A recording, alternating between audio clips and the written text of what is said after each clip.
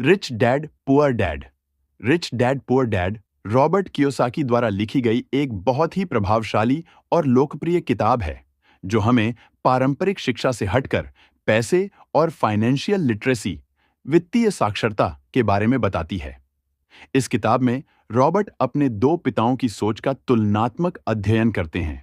एक उनके अपने गरीब डैड, पुअर डैड, जो बहुत पढ़े लिखे थे लेकिन हमेशा आर्थिक तंगी में रहे, और दूसरे उनके दोस्त के अमीर डैड, रिच डैड, जो कम पढ़े लिखे थे लेकिन बहुत सफल व्यवसायी और निवेशक थे।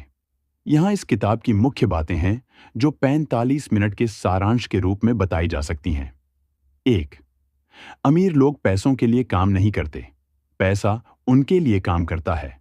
Rich don't work for money, money works for them. यह किताब का सबसे महत्वपूर्ण सबक है।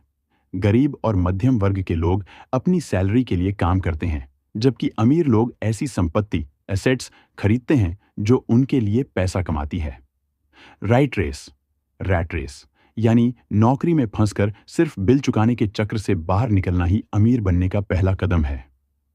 अमीर लोग अपनी बचत और निवेश से ऐसी चीजें खरीदते हैं जो उन्हें लगातार आय देती हैं। 2. फाइनेंशियल लिटरेसी बहुत जरूरी है। Financial literacy is crucial. School में हमें पैसे के बारे में कुछ नहीं सिखाया जाता। रॉबर्ट कियोसाकी कहते हैं कि अमीर बनने के लिए सिर्फ कड़ी मेहनत करना या ज्यादा कमाना काफी नहीं है, बल्कि यह समझना जरूरी है कि पैसा कैसे काम करता है। इसमें अकाउंटिंग, निवेश, मार्केटिंग और कानून की जानकारी शामिल है। 3. एसेट्स और लायबिलिटीज के बीच का अंतर जानें। Understand the difference between an asset and a liability. यह किताब का एक और महत्वपूर्ण सिद्धांत है। एसेट, एसेट वह चीज जो आपकी जेब में पैसा डालती है, जैसे किराए पर दी गई प्रॉपर्टी, स्टॉक्स, बॉन्ड या कोई बिजनेस। लायबिलिटी, लायबिलिटी वह चीज जो आपकी जेब से पैसा निकालती है, जैसे आपकी अपनी कार, घर का बड़ा लोन, क्रेडिट कार्ड का कर्ज।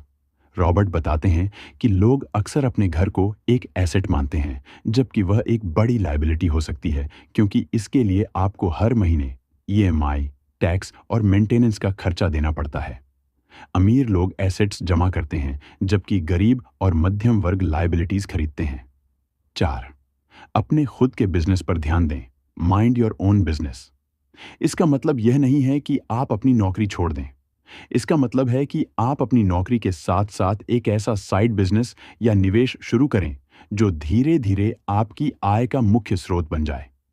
जब आपकी एसेट्स से आने वाली आय आपकी नौकरी की सैलरी से ज्यादा हो जाए, तो आप आर्थिक रूप से स्वतंत्र हो जाते हैं। 5. टैक्स और कॉरपोरेशंस का फायदा उठाना सीखें। The power of corporations and taxes. किताब बताती है कि अमीर लोग टैक्स सिस्टम को अपने फायदे के लिए इस्तेमाल करते हैं।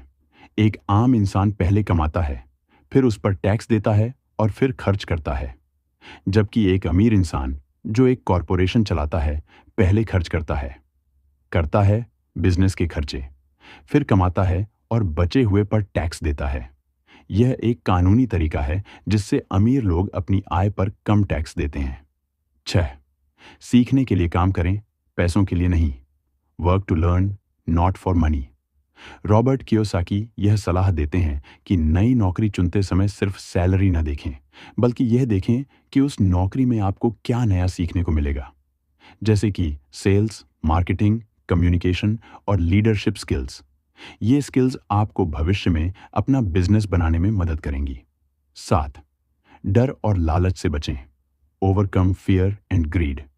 बहुत से लोग निवेश नहीं करते क्योंकि उन्हें पैसे खोने का डर होता है। वहीं कुछ लोग लालच में आकर बिना सोचे समझे निवेश कर देते हैं। रॉबर्ट बताते हैं कि वित्तीय सफलता के लिए इन दोनों भावनाओं को नियंत्रित करना जरूरी है। आपको समझदारी से जोखिम, कैलकुलेटेड रिस्क लेना सीखना चाहिए। कार्रवाई करने के लिए कुछ मुख्य कदम। अपनी फाइनेंशियल एजुकेशन शुरू करें। किताबें पढ़ें, सेमिनार में जाएं और मेंटरशिप लें। एसेट्स खरीदना शुरू करें, भले ही छोटी शुरुआत हो। सबसे पहले खुद को भुगतान करें। पे योरसेल्फ फर्स्ट। सैलरी मिलते ही सबसे पहले एक निश्चित राशि निवेश के लिए निकालें, फिर बाकी खर्च करें।